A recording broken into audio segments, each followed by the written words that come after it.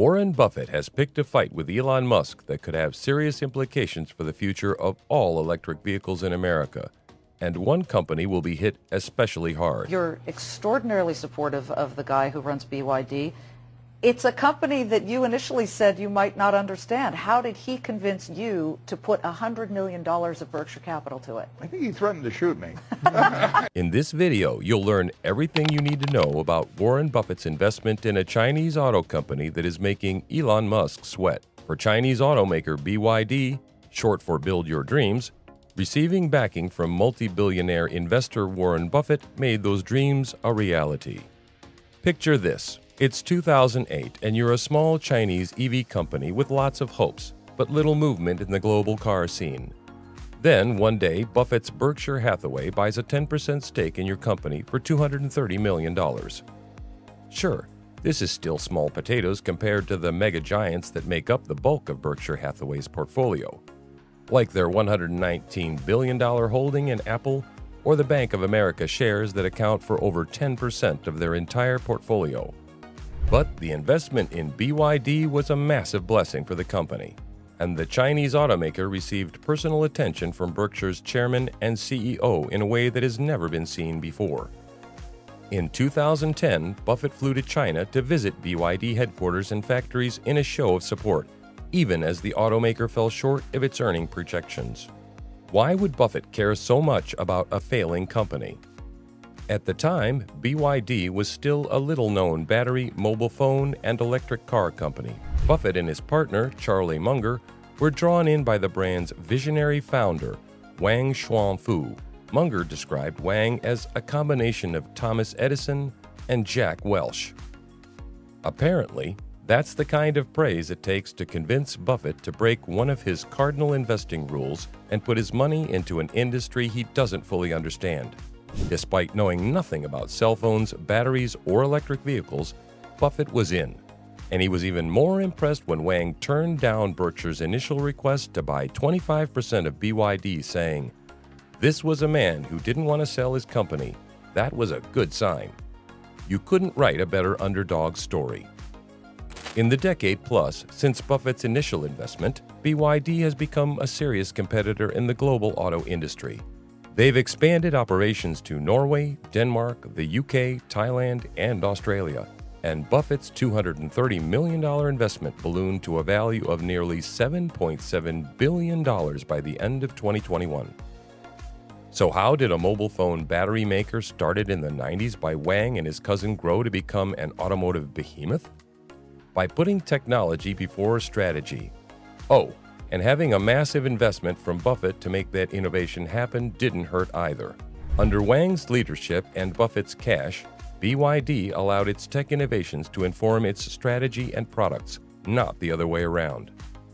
Here's an example of BYD's Blade battery, a groundbreaking cobalt-free alternative to other rechargeable lithium-ion batteries. It's safer and more stable. Not only does BYD use these batteries in their own cars, but they also sell them to other automakers, including Tesla. Teslas with Blade batteries began rolling off the assembly lines in May 2023. It couldn't have been an easy decision for Musk to buy batteries from his top competitor in the EV space. The two companies have forged a strange frenemy-like relationship as they compete for market share in more territories while pushing each other to innovate further and faster. BYD has effectively crushed Tesla in its home country and most other markets, outselling Tesla's EVs in 2022. They certainly aren't afraid of starting a price war with Musk. The BYD Seal sedan cut prices by 10% across all 5 trim levels in 2023, making it a full 18% cheaper than Tesla's Model 3.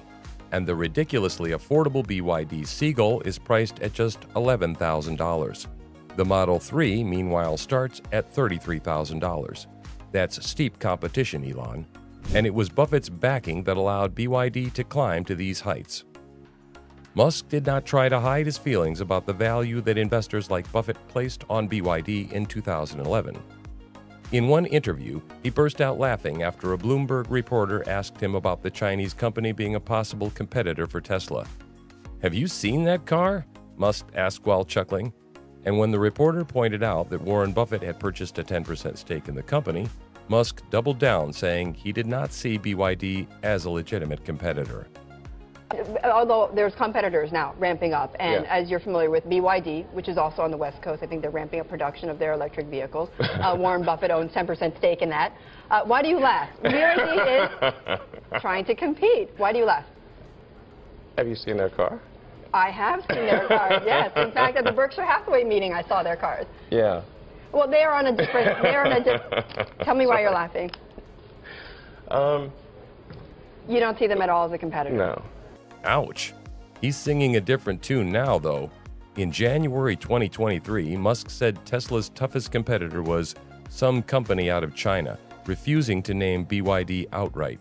And when the Twitter king himself was called out on the platform for his remarks in 2011, Musk responded like a now middle-aged high school bully, saying that was many years ago and that their cars are highly competitive these days. Let's go back to our two billionaires in opposite corners of the EV market ring. Buffett, the underdog backing a Chinese brand with once laughable cars, has dealt a serious blow to the confidence of Musk and Tesla, which has seen its position as a global champion slip away. But in a surprise twist, Buffett seems to be throwing in the towel, or at least withdrawing some of his bets on the outcome of his matchup. Why? Mostly because he's tired of being in the ring with Musk. In August 2022, Buffett's Berkshire Hathaway began selling off shares of BYD stock. Again and again, over more than a dozen sales, Berkshire sold nearly 2 million shares, cutting its 20% stake in the automaker down to under 10%, or just over $3 billion. The decision to sell off an asset that was performing so well was noteworthy, to say the least. BYD's stock prices were still vastly outperforming all its competitors, including Tesla. And its growth hadn't slowed down as COVID-related delays and shortages plagued other automakers. Buffett and Munger explained their decision to shareholders at Berkshire's annual meeting by saying, "We don't want to compete with Elon in a lot of things. We don't want that much failure." So, is Warren Buffett retreating because he believes Tesla will ultimately defeat BYD? Perhaps. BYD is struggling to make an impression in the U.S. market and only has a small commercial vehicle operation in the States, with no current plans to enter the passenger market there. But their position as a currently untouchable leader in the price war of international EV sales is kind of indisputable. So it's more likely that Buffett was looking to put his BYD earnings to better use in industries he's well-versed in, while throwing Elon a bone with his praise. After all, these billionaires have to stick together. Yeah.